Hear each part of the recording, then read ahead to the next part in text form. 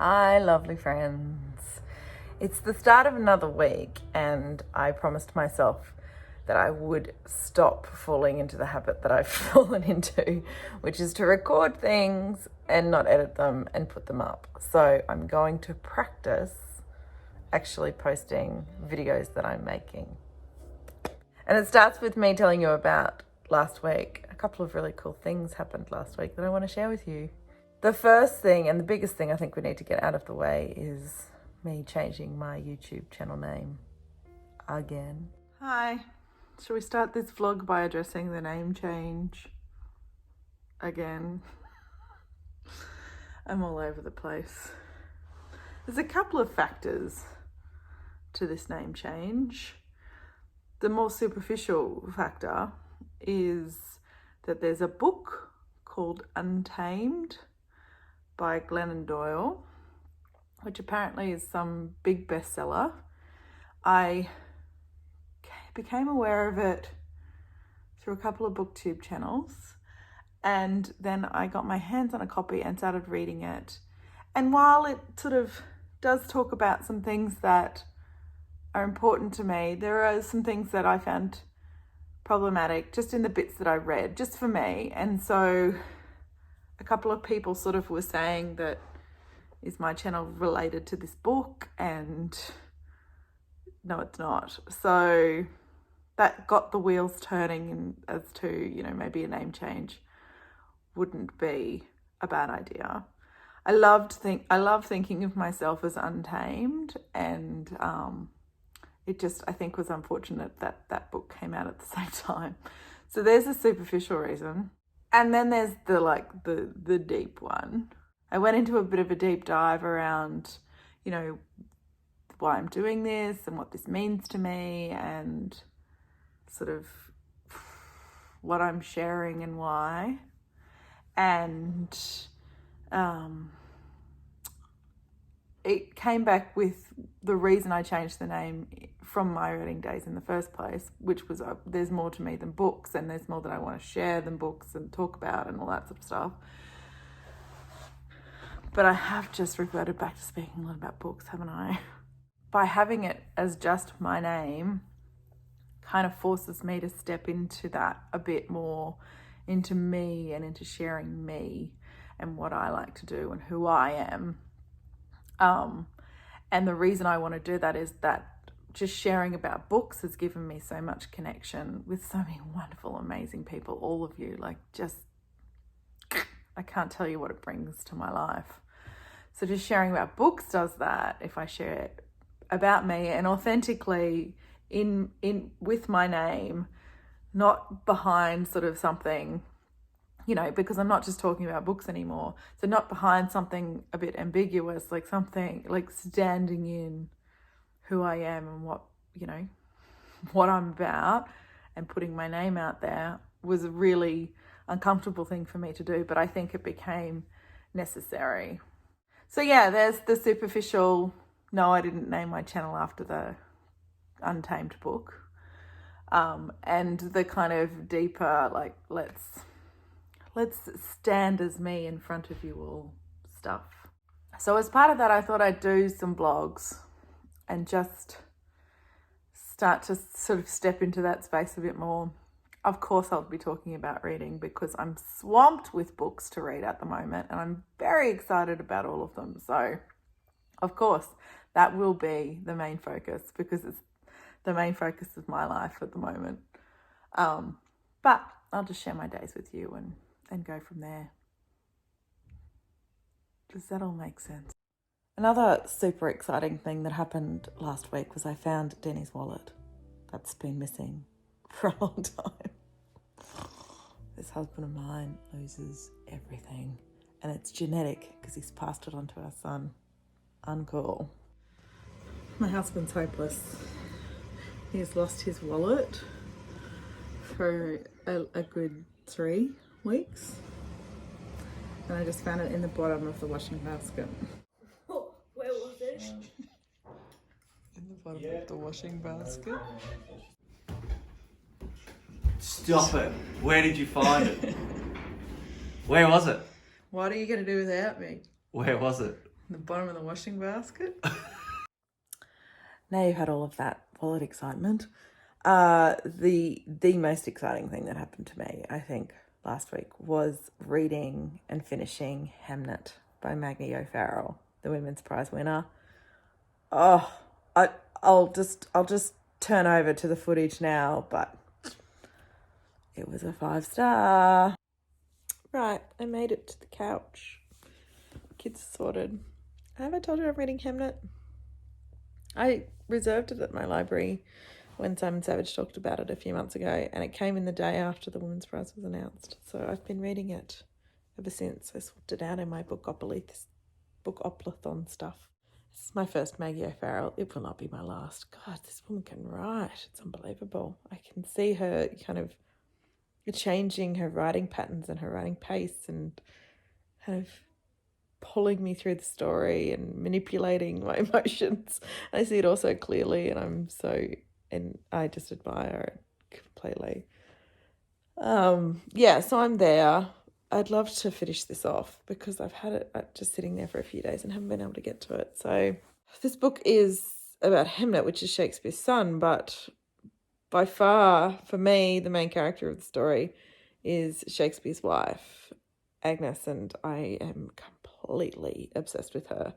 And am refraining from looking anything up until I finish the book, but I want to know everything about her. If you've got a good book that talks about Shakespeare's wife, let me know in the comments and I'll definitely pick it up, because I know this is fiction, but it's got to be based on some sort of reality, right? And yeah, she's brilliant. I really like her. So yeah, I'm going to sit here and read this for a while and try not to fall asleep. Dinner's sorted, my night sorted. I don't need to do anything. So this is me. I'll let you know how far I get. Whew. I haven't been able to turn on the camera because I've been crying. My son, Vincy, just told me I should take a break from reading for a while because I was just reading and crying. So incredibly well written and moving. The death scene and then the kind of grief afterwards is so real to me. It's just written so well. Oh, I've been a mess, a complete mess. I'm probably 60 pages from finishing, but I'm getting more and more tired. So if I finish it tonight, I'll update you. If not, I'll catch you tomorrow.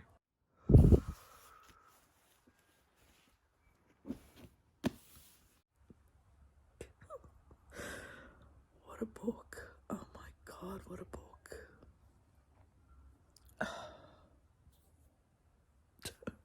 Read it immediately. Have tissues beside you. Need to look up Maggie O'Farrell and read everything she ever wrote. She has produced a book that has emotionally just hit every part of me. It's fantastic and so incredibly sad. This book has just given me so much. It's amazing. Oh my God. I've been crying ever since. Just, when you get to part 2 of the book, you just have some tissues and make sure you're in a quiet place. It's not devastating or anything like that. It's just so well done. The way that she writes grief of a mother and a father and a family, of her sisters, is amazing. The relationships that she produced in this book are just perfect. It's perfect. Thank you, Simon, for putting this on my radar. It is. I didn't read any of the other Women's Prize books, but this has to be number 1. I cannot see another book topping it. It's amazing. Gosh, you can write. I don't think I have any other Maggie O'Farrell here. How could that be? But get your hands on this book and read it. You'll love it.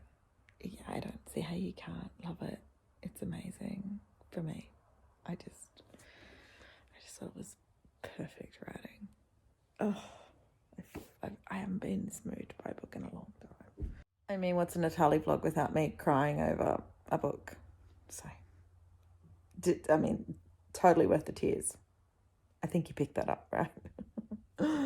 And we're going to finish off my week with me doing my final book-oplathon roll and picking my new book. So last time we spoke, I had Standalone on my book-oplathon board, and I was reading, where is it now? It's tucked down in here. I picked this, but as soon as I got Hamnet, I swapped it out. So Hamnet is my standalone thing. Haven't read that lovely Indian fiction novel yet. So we're going to do another roll. Hey, where's my dice? Oh, I thought the kids had taken it. Okay, we're going to do another roll now, and then we'll pick my next book. Sorry, Danny's wrestling with the Bitsy. It's so noisy. Okay. 7. 1, 2, 3, 4, 5, 6. A 5-star prediction. Perfect. Okay, so I went a bit nuts at the library. We all know that.